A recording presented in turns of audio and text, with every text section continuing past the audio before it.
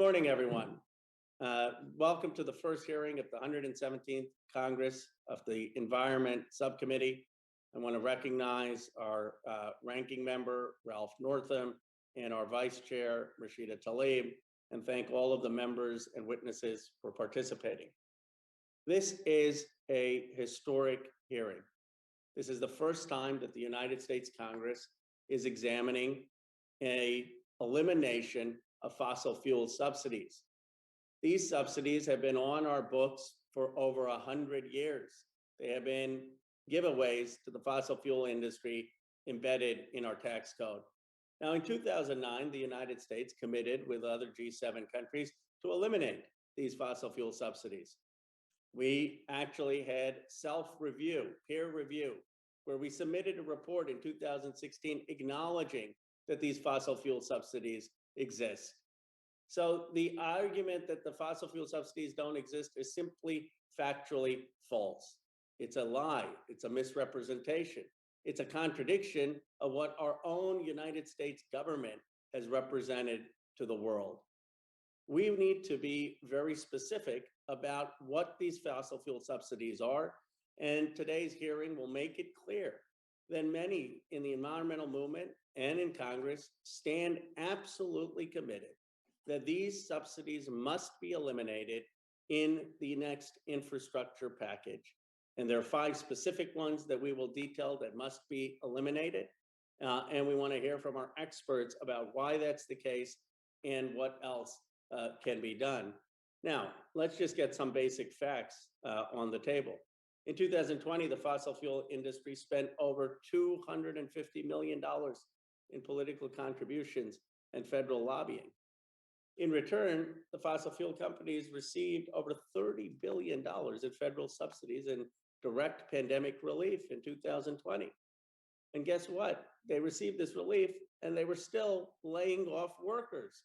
So the subsidies, the relief, are not going to actual fossil fuel workers. We stand with the workers. We stand with those who are job creators. What we don't want is people making $500,000, $600,000 to lobby. What we don't want is people making millions of dollars on taxpayer subsidies. And that's what is being eliminated. This is not going to hurt in any way the jobs. What it's going to do is stop having taxpayer subsidies go to pay lobbyists and rich executives.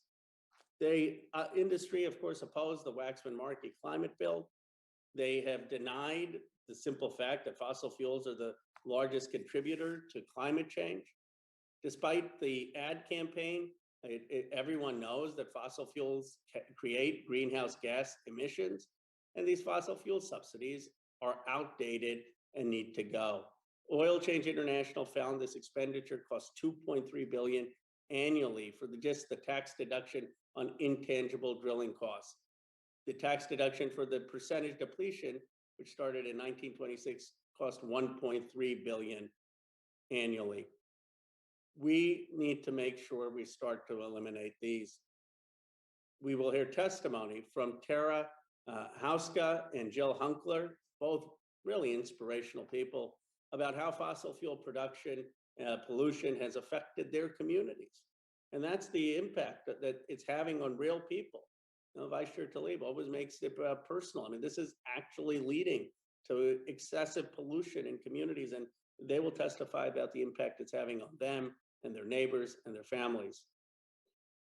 We will also hear testimony from Greta Thunberg, the world famous climate activist, about how ending fossil fuel subsidies are absolutely essential to the leadership in the world, that it matters that we have these fossil fuel subsidies eliminated in our infrastructure plan, not just for the United States, but Ms.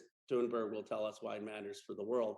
And we will hear testimony from Dr. Joe Aldi and Peter Erickson about fossil fuel subsidies not supporting energy independence or jobs and other ways that actually can support energy independence and jobs. The largest subsidies that must be eliminated include deduction for intangible drilling costs, the percentage depletion, the MLPs, corporate tax exemption for fuel master limited partnerships, the last in, last out accounting, and the dual capacity taxpayer credit. These are the 5 things we insist must be ended in this infrastructure bill. And of course, I'm also proud to co-sponsor the End Polluter Welfare Act with Senator Sanders and Representative Omar. That's even more comprehensive about all the fossil fuel subsidies. We're focused on the top 5, but there are many more, and that's why I'm proud on that legislation, to be on that legislation. The bottom line, this hearing will expose what the fossil fuel subsidies are in our tax code, expose that they're out of date, make it clear that they must end, and make it clear that the environmental movement in the United States is absolutely committed to ending these in this infrastructure bill.